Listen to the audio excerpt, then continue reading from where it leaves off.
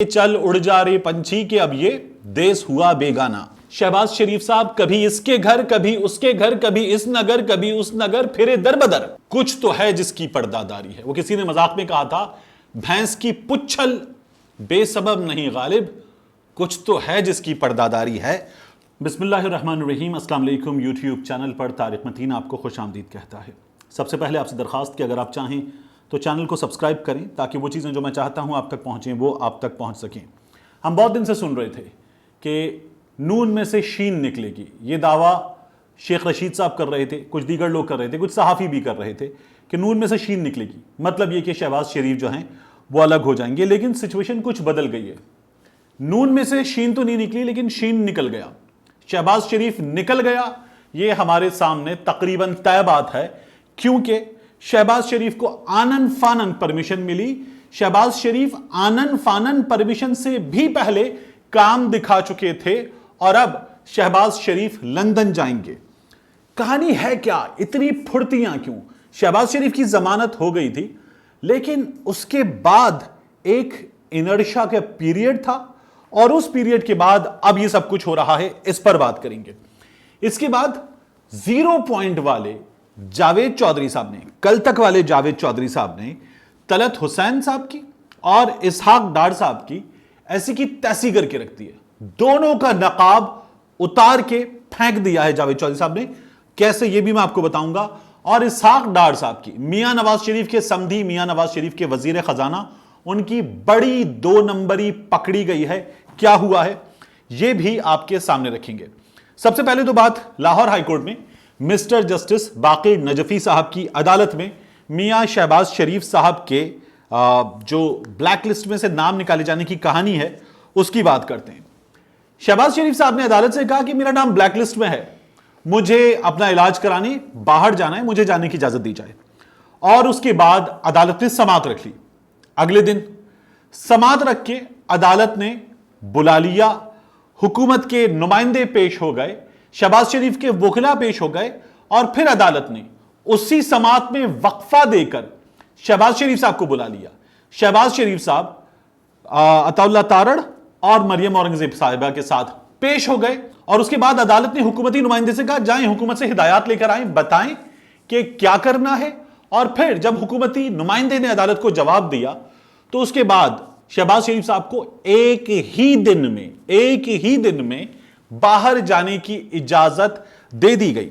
अदालत में कुछ बहुत अहम चीजें हुई, वो आपके सामने मैं रखना चाहूंगा।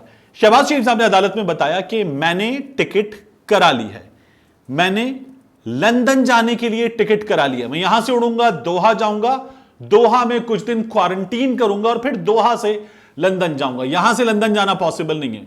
बड़े लोग बड़ी बातें, तो वड्डा बिल वड्डा दिल, ये दोनों चीजें इनके साथ हैं, तो इसलिए बड़ा आसान है इनके लिए। ये यहां से जा रहे हैं दोहा, दोहा में रुकेंगे, रुक के क्वारंटीन करेंगे और फिर लंदन का रास्ता इनके लिए साफ होगा।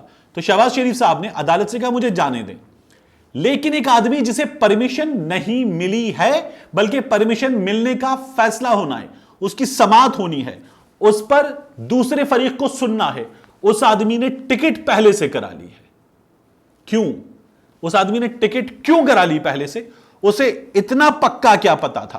तो उस आदमी ने पहले टिकट करा ली और यह बताया कि मैं डॉक्टर मार्टिन के पास जा रहा हूं और डॉक्टर मार्टिन से मैं इलाज कराता हूं। ये मैंने इलाज न्यूयॉर्क और लंदन में कराया था, मेरा चेकअप है डॉक्टर मार्टिन के पास, वो चेकअप कराने मैं जा रहा हूं। शहबाज शरीफ साहब को खुद को भी अंदाजा नहीं था। मैंने कल आपको बताया था कि शरीफ फैमिली के एक बहुत ही करीब आदमी, उससे मेरी बात हुई है, उसका यह कहना है कि शहबाज शरीफ साहब जो हैं वो इस महीने मई के इख्तितामी दिनों में जाएंगे।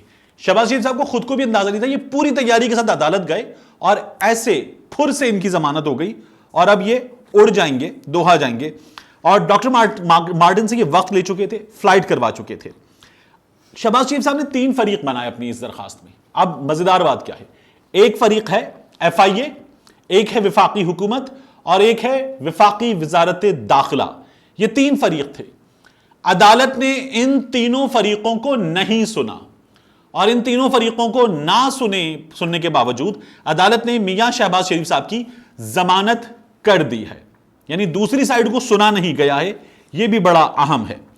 फिर शहबाज शरीफ साहब के इस केस में डेप्यूटी अटॉर्नी जनरल साहब ने अदालत में सवाल किया कि मेडिकल जो रिपोर्ट है शहबाज शरीफ साहब की, उसमें कहीं किसी इमरजेंसी का जिक्र नहीं है।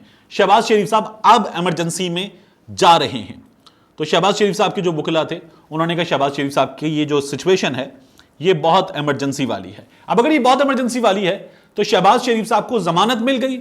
जमानत मिलने के बाद शहबाज शरीफ साहब, आप ये वीडियोस और जो तस्वीर देख रहे हैं, इसमें शहबाज शरीफ साहब कभी इसके घर, कभी उसके घर, कभी इस नगर, कभी उस नगर, फिरे दर बदर।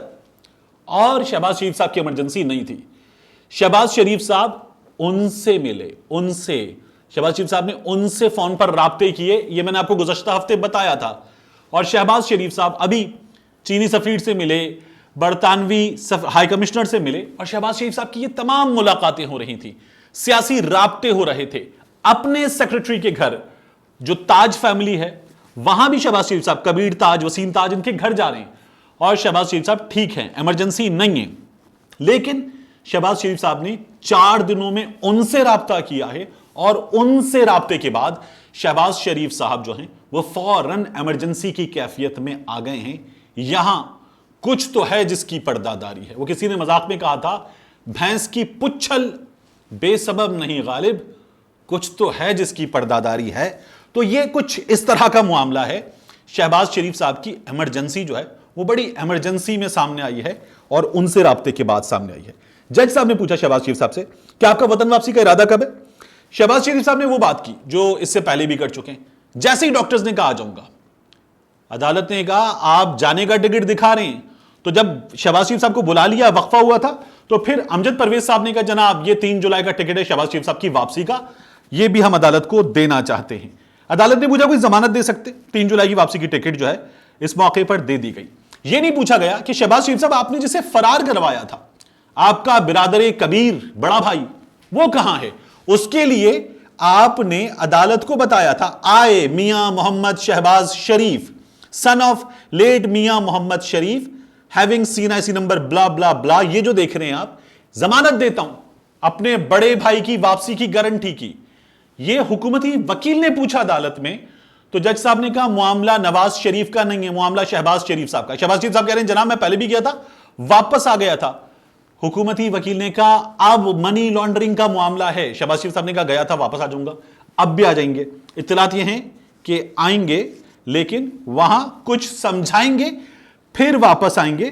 तो शीन जो है वो निकल गया है और बड़ी आसानी से इस वक्त निकल गया है हमारे सामने। आप अदालत में देखें, हमारे यहां ऐसे केसेस मौजूद हैं जिनमें कोई शख्स जेल गया और केस चलता रहा और फिर उसके बाद उस शख्स की जेल में वफात हो गई और बाद में सुप्रीम कोर्ट ने उसे बरी किया है। लेकिन यहां दरखास्त आई, अगले रोज समात में हुकूमत को बुलाया, शहबाज शरीफ को बुलाया, वक्फा हुआ और इजाजत दे दी गई कि चल उड़ जा रे पंछी के अब ये देश हुआ बेगाना। एक दूसरा, मैंने आपको थंबनेल में बताया, जावेद चौधरी साहब ने तलत हुसैन साहब और इसाक डार साहब का नकाब उतार के फेंक दिया है। क्या हुआ है, अभी सहाफियों से मुलाकात हुई थी जनरल बाजवा साहब की।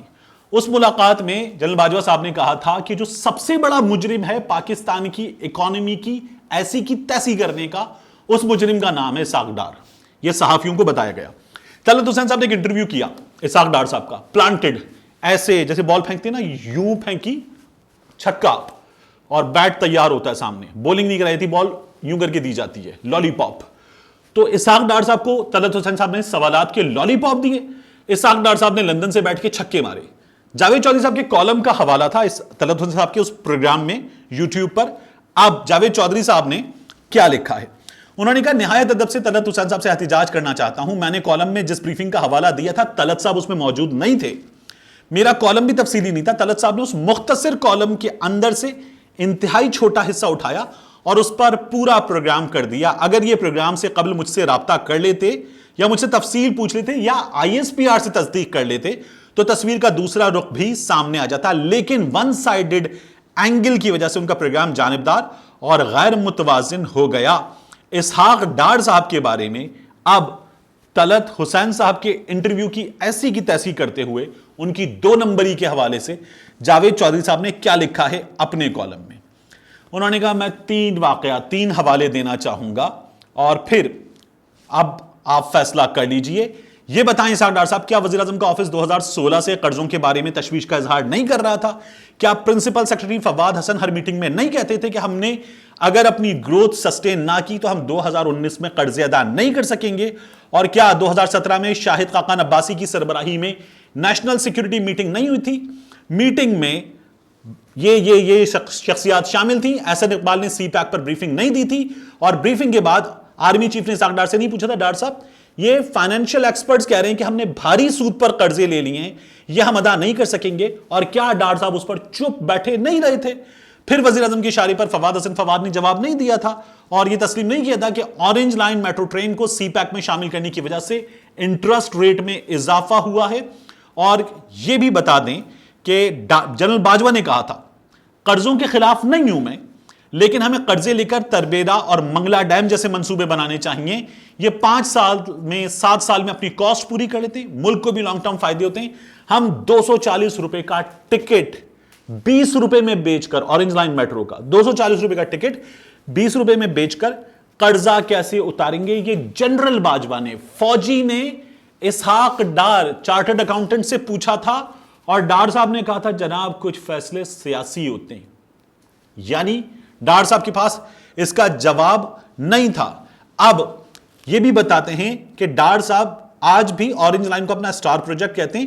वेस्पा, ये जो वेस्पा है इसके बारे में स्टीफनो पोंटेकोरोव, ये पाकिस्तान में इटली के सफीर थे, बड़ी भारी भरकम शख्सियतें। आजकल ये अफगानिस्तान में नेटो के सिविल नुमाइंदे हैं। ये जनरल बाजवा के पास गए, पाकिस्तान में इटली के सफीर जनरल बाजवा के पास गए और कहा वेस्पा पाकिस्तान में 2 प्लांट लगाना चाहता है, लेकिन वजीर खजाना इसहाक डार ने वेस्पा की इंतजामिया से कमीशन मांग लिया है। ये इसहाक डार साहब पे, शहबाज शरीफ साहब पे, खुद मियां साहब पे किकबैक और कमीशन का इल्जाम लगता रहा है। जनरल बाजवा ने यह इशू भी नेशनल सिक्योरिटी मीटिंग में उठाया था। कमेटी में शामिल तमाम लोगों ने यह बात सुनी थी, लेकिन किसी ने भी इसहाक डार से वजाहत नहीं मांगी थी। लंबा कॉलम है, मैं आपके लिए लिंक पेस्ट कर दूंगा डिस्क्रिप्शन में, पढ़िएगा। यहां जावेद चौधरी साहब जो खुद मियां नवाज शरीफ साहब को, मुस्लिम लीग नून को, डार साहब को, शहबाज साहब को सपोर्ट करते हैं, वो लिखते हैं कि डार साहब ने, मियां नवाज शरीफ साहब ने मुल्क से भागकर अपनी साख की ऐसी की तैसी कर ली है। मिलते हैं अगले व्लॉग में, इस मामले पर आगे भी बात करेंगे। लेकिन जो कुछ इनके साथ हो रही है वो बड़ी बुरी है और जो कुछ इन्होंने इकोनॉमी के साथ किया उसका भुगतान इस वक्त मौजूदा हुकूमत दे रही है।